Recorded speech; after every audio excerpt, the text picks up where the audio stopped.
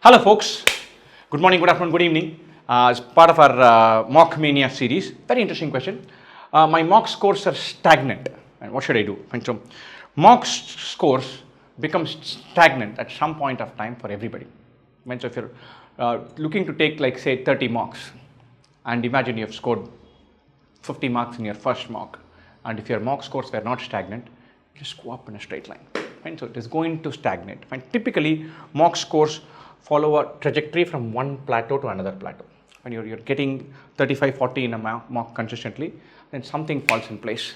Something just, you become more consistent, your verbal paths just become better, you get better at cracking one LRDI set, your average goes to 50. You stagnate in the 52, 53 range, then it goes to 65, and then it goes to 80, and so on.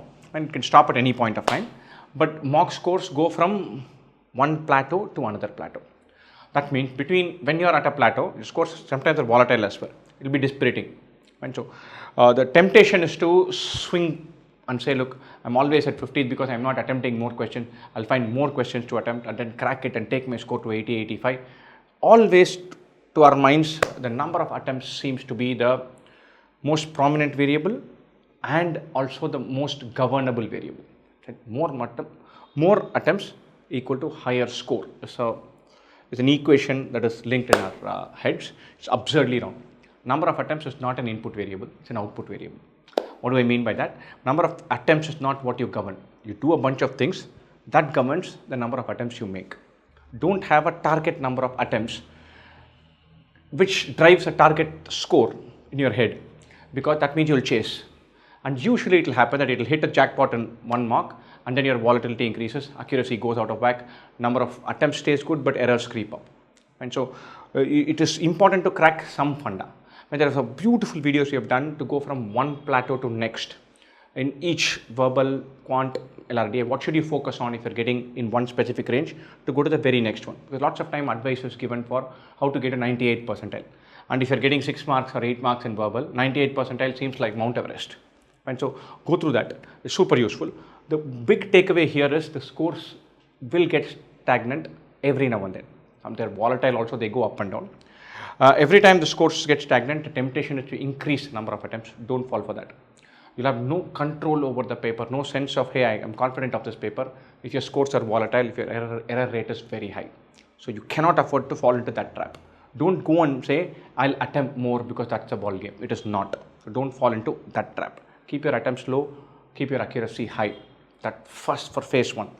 And then you say, can I have a mechanism to trade off risk and increase attempts even if I'm taking some amount of risk? That's super important. Don't chase attempts. That's super important. It will stagnate. You'll keep cracking. The number one thing to crack is a reading comfort for verbal. Number one thing for quant is to be very comfortable with arithmetic. Number one thing to crack for LRDI is to say, of the 4, I'll select one and see that home. The moment you say consistently in any paper, I can read one passage and get all 4 right, 2 other verbal questions, 1 LRDA set, and the 7 questions from arithmetic. That is when you say, okay, whatever be the paper, I'm getting 45 marks. Good. And then you say, I will have this, not compromise on this, not sacrifice this, and then add one more layer to it. And for each level, to go from 45 to 60, 60 to 80, you'll have to tailor yourself slightly differently. 80 to 90, you will end up taking some more risk. Right? That's very important to understand that you start with not taking risk and then add risk more after you get a sense of control.